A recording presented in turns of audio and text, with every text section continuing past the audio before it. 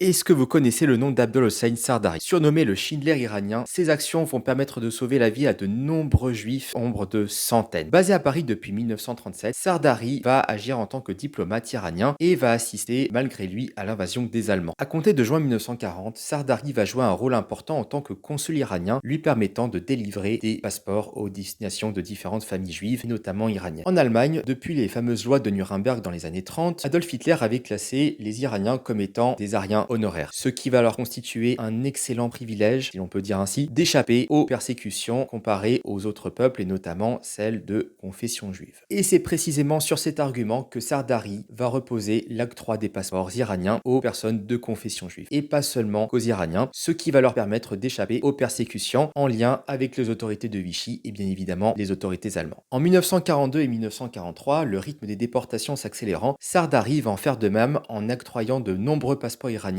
aux destinations des juifs non iraniens. Il va falsifier leur identité et également leur lieu de naissance pour leur permettre de devenir des citoyens iraniens et échapper aux persécutions. Tout ce travail va être dissimulé et resté dans l'ombre jusqu'à la fin des années 70 où l'État d'Israël, reconnaissant les actions de Sardari, va lui proposer de devenir juste parmi les nations. Sardari refusera, disant que c'était son rôle de sauver les juifs iraniens et qu'il avait pour obligation d'assurer ses fonctions, peu importe la nationalité de ces personnes. En 1981, suite à la révolution iranienne, Sardari, basé dans le nord de l'Angleterre, mourra dans la pauvreté, pourtant lui qui venait d'une famille riche et reconnue.